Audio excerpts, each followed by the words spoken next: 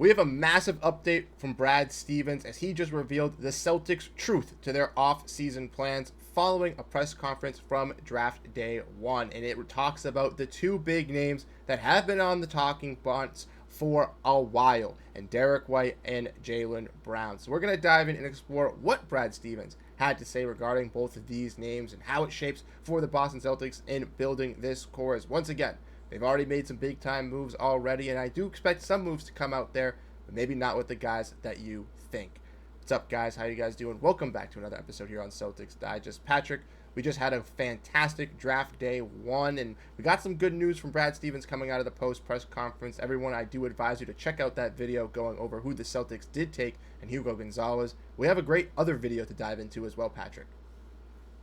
Yeah, I mean, this is a fresh breath of air. I mean, we knew what was going down with this, the two of us talking about it for a while, but I mean, just having to see the reports for ourselves makes us have a sigh of relief. 100%. I already took a little bit of sigh of relief this afternoon. I was definitely antsy, gearing up for the draft, but then now with this kind of coming through, I'm very relieved. So let's dive in. Let's get into the news for all the fans here. Grab that snack as you wrote the chapter, Here to Stay, and what you can look from that thumbnail, you can guess who we are talking about. That's right, Derrick White, Jaylen Brown. I made a video before the draft talking about how they were going to stay. I made a video on Monday that got pushed back where I talked about where they were going to stay. And listen to this clip where I mentioned that as well. Once again, I think that they'll be staying. I don't think there's going to be getting traded at all. There's no way that Brad Stevens trades away Derrick White or Jaylen Brown this off-season.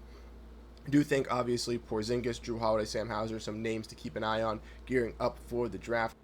So like I said in that clip, Jrue Holiday, Kristaps Porziņģis, the most likely trade candidates. They've already been traded. Maybe some more will be dwindling down. We'll get into that in a little bit. But Patrick, you see this news coming here from Brad Stevens following the draft as we see from Jared Weiss that the Stevens had spoken multiple times about Jayson Tatum, Jaylen Brown being the Celtics foundation, mentioning Derrick White and Peyton Pritchard as well in those comments.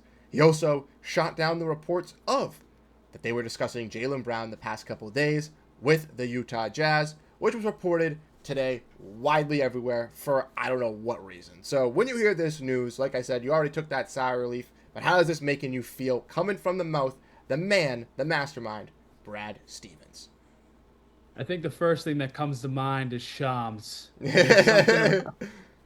That he doesn't stop talking about the Celtics and trading Derrick White and Jaylen Brown. And look who comes in to shut it down, none other than the wizard, Brad Stevens. I mean, again, I think just the only words I got for you, Bruce, is a sigh of relief. Just because it keeps getting brought up every single day. It feels like every hour of the day it is being brought up that the Celtics are receiving calls for Jaylen Brown and Derrick White and that they are listening. Of course, they're going to just listen, but that doesn't mean that they're kind of going back and forth with offers, but we know that they were going to have to be blown away. But clearly, Brad has one thing in mind, is that to build around these four guys that you see right here, Derrick White, JB, and Peyton Pritchard. So that's definitely a sigh of relief, and I think that's something that we definitely knew wholeheartedly. But when you hear a lot of, rumors going around about this stuff, you get scared a little bit, but it's nice to see that Brad shut them down. 100%. And like you said, it's expected to take calls, right? You'd be foolish to not take calls on these players because you never know what type of offer could come in. Some team could absolutely give you just a godfather offer, and you could just absolutely just take it away and just be like, yeah, that just made sense for our direction. And it makes sense, right? With Tatum being out, there are some uncertainties with them being in the second apron and stuff like that. But following the Porziņģis and Jrue Holiday moves, specifically with the Porziņģis move as well, taking George's Niang back, involving the Brooklyn Nets, not having to still make more additional moves to take that salary, right? They dropped below the second apron with making that move. It kind of made it more clear and evident that they were going to keep guys like Jaylen Brown and Derrick White. But guys like Shams, like you mentioned, were still out there after talking late last night saying the phones are ringing, even into this morning, talking about how teams in the lottery were potentially going to trade up. We heard the rumors, right? The Jazz were Austin Ainge shot that down alongside Brad Stevens. They also talked about, Derrick White for the 9th overall pick for the Toronto Raptors, which I thought was just absolutely bizarre coming out of there as well, right? These are teams just interested, wanting these players. But Brad Stevens isn't just handing them away. He's not a GM on CPU rookie difficulty over here in the realm of things. He's that mastermind. He's the guy that got 2 first-round picks with Kristaps Porziņģis. He's the one that got 2 second-round picks for Jrue Holiday with Anthony Simons. He's the one that everyone's looking at. How did he get out of all these contracts without having to attach salary? And that is the guy that's not going to make any foolish trade. And that's why I don't think he would be ever even considering moving these guys potentially out here. Obviously, he mentioned Jaylen Brown as well has been going to the facility alongside Jayson Tatum, so they have been in the building, they have been working with this team, so we do know that that would make sense for the Celtics.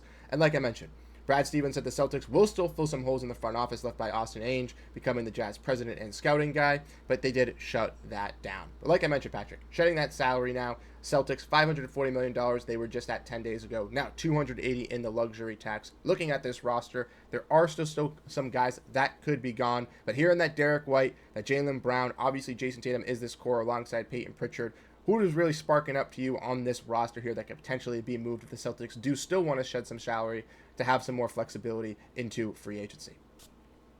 Well, first of all, let's give it up for you for absolutely frying every single person that doubted the Celtics with what's going on right now. So first of all, good job there. I mean, we have a lot of pent-up aggression about all this stuff, and I think that's very clear for all the viewers that how pissed off we were every single day seeing these reports, and I'm glad Brad Stevens was here to help us. But I think one piece as well that is definitely being talked about that we're seeing a lot is Anthony Simons. I mean, I definitely think that he's a guy that I would have loved for the Celtics to play because I think he's an incredible player, still a very young player.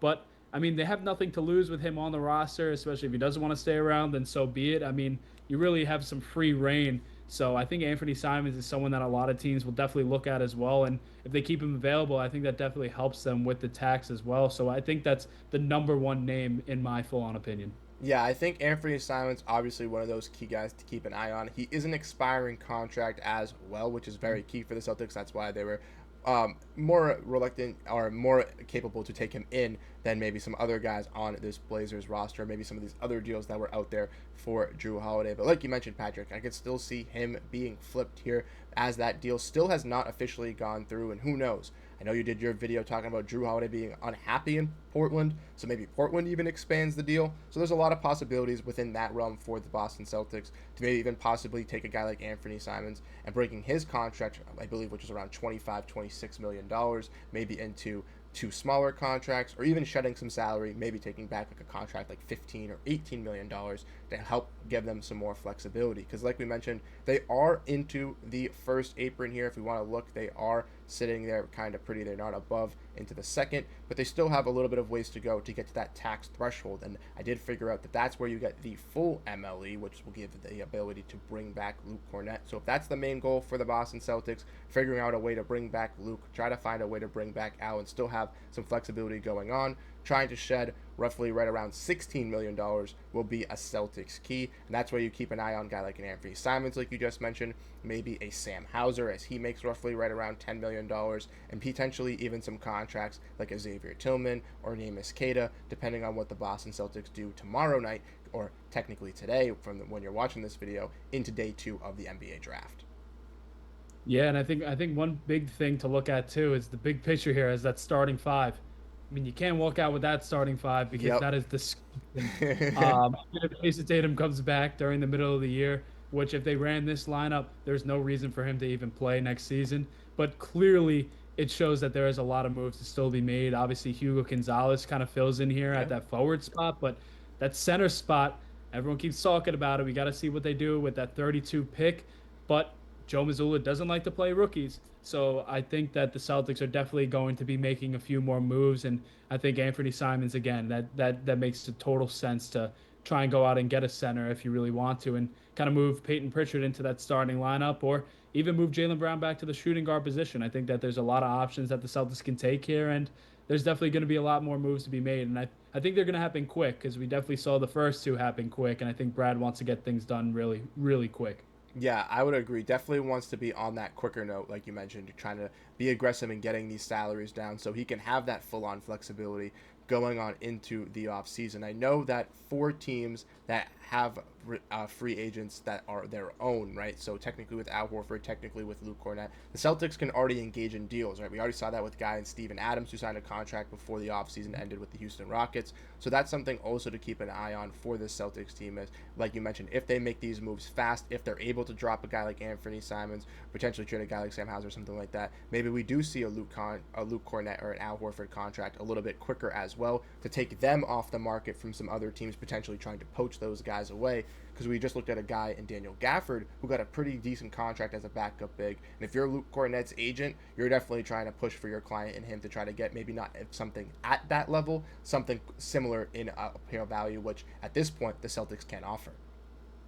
Yeah, and I think the best case scenario for the Boston Celtics, and I think that Luke Cornett knows that as well, is bring them back, because the free agents that are centers, very slim. The Yep. centers are very slim. And even in the draft as well, we knew that if the Celtics had to trade up, they would probably have to go after a center just because it gives them more options. But I mean, we got to look at the second round. You got Kalkbrenner right now.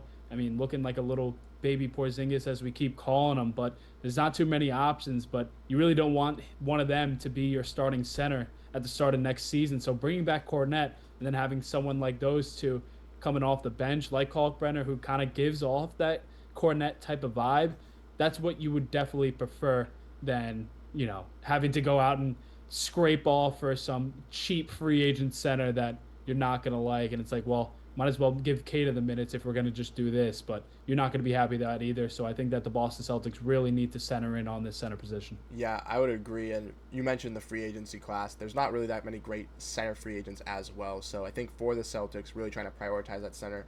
Maybe, I know you mentioned Kalkbrenner. We talked about maybe Maxime Reynaud as well, maybe being that Kristaps light, bringing back a guy in Luke Cornett. You got very similar players that can play that position. And then obviously still having Kata and Tillman in as those depth pieces could also help, because once again, we do trust Luke Cornett. He's going to be a solid center, but there's still obviously the questions from a lot of people of how impactful he truly can be in the Boston Celtics lineup as a starting center. So having that depth there for the Celtics definitely can be very viable for potential other trades and all that stuff as well. But I appreciate you guys for tuning into today's video. Once again, Patrick and I shutting down Sham, shutting down those reports, taking everything out of here for question, because Brad Stevens is saying that this is their core, right? They shed their salary, obviously still keep eyes out on guys like Anthony Simons, Sam Hauser, maybe some of those other smaller contracts.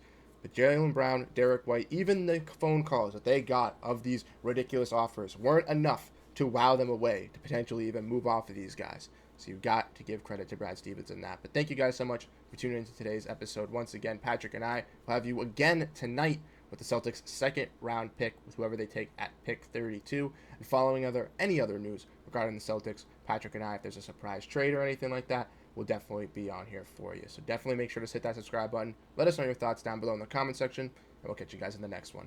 Have a great rest of your night, and go Boston Celtics. Peace out, everyone.